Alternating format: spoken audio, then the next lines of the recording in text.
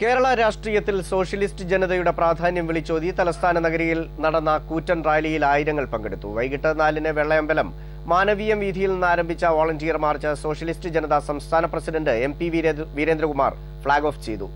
മാർച്ചിനോടനുബന്ധിച്ച് central സ്റ്റേഡിയത്തിൽ നടന്ന പൊതുസമ്മേളനത്തിൽ മുഖ്യമന്ത്രി ഉമ്മൻചാണ്ടി മുഖ്യാതിഥിയായിരുന്നു. പാർലമെന്റ് മണ്ഡലം സമ്മേളനങ്ങൾക്ക് സമാപനം കുറിച്ച് 18-ന് നടത്താൻ നിശ്ചയിച്ചിരുന്ന വോളണ്ടിയർ മാർച്ചാണ് ഇടത് ഹർത്താലിനെ തുടർന്ന് 20-ലേക്ക് മാറ്റിയത്. ഹർത്താൽ നടത്തി ജനങ്ങളെ തകർക്കാൻ കഴിയില്ല എന്ന പ്രഖ്യാപനത്തോടുകൂടെയായിരുന്നു പൊതുസമ്മേളനം തുടങ്ങിയത്. CPM അല്ല ഏത് ശക്തി വിചാരിച്ചാലും സോഷ്യലിസ്റ്റ് ജനതയെ ഇല്ലാതാക്കാൻ കഴിയില്ലെന്ന് SJD സംസ്ഥാന പ്രസിഡന്റ് MP വീരേന്ദ്രകുമാർ ഉദ്ഘാടന പ്രസംഗത്തിൽ പറഞ്ഞു.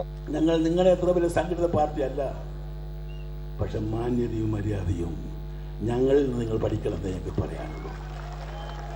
ഞങ്ങളെ തകർത്ത് കളയാമെന്നും ഞങ്ങൾ ഇല്ലാതാക്കി കളയാമെന്നും നിങ്ങളുടെ ദാർഷ്ട്യം കൊണ്ടും സംഘടനാബലം കൊണ്ടും കഴിയുമെന്ന് ധരിച്ചിരുന്നെങ്കിൽ ഞങ്ങൾ ബഹുമാനപ്പെട്ട മുഖ്യമന്ത്രി ഉമ്മൻചാണ്ടിയും നിങ്ങളെല്ലാവരും സാക്ഷി നിർത്തി പറയുന്നു, നിങ്ങളല്ല ഏത് ശക്തി വിചാരിച്ചാലും അടിയുറച്ച് സോഷ്യലിസ്റ്റ് ഞങ്ങളെ ഇല്ലാതാക്കാൻ സാധിക്കുകയില്ല എന്ന് മാത്രമല്ല, ഞങ്ങൾ ഇനിയും കരുത്തോടും ശേഷിയോടും കൂടി കേരള രാഷ്ട്രീയത്തിൽ ഉണ്ടാവും.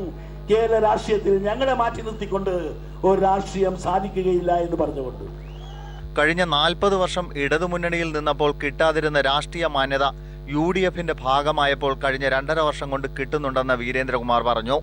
വിഭാഗീയതയുടെ പേര് പറഞ്ഞ് നരേന്ദ്രമോദി അധികാരത്തിലേറാൻ ശ്രമിക്കുകയാണ്.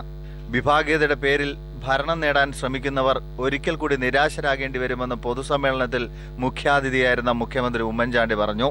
അവസരത്തിനൊത്ത് നിലപാട് മാറ്റുന്ന CPM അന്ധമായ കോൺഗ്രസ് വിരോധം അവസാനിപ്പിക്കണമെന്നും ഉമ്മൻചാണ്ടി പറഞ്ഞു. അന്ധമായ കോൺഗ്രസ് വിരോധത്തിന്റെ രാഷ്ട്രീയമാണോ ഇന്നത്തെ ഇന്ത്യൻ രാഷ്ട്രീയത്തിൽ സ്വീകരിക്കേണ്ട സമീപനം? അന്ധമായ കോൺഗ്രസ് വിരോധത്തിലൂടെ എന്തെങ്കിലും രാഷ്ട്രീയ നേട്ടമുണ്ടാക്കാൻ സാധിക്കുമോ എന്നുള്ള മാർക്സിസ്റ്റ് പാർട്ടിയുടെ ശ്രമവും ഈ തെരഞ്ഞെടുപ്പിൽ ജനങ്ങൾ തിരിച്ചറിയും എന്നതിൽ യാതൊരു സംശയവുമില്ല.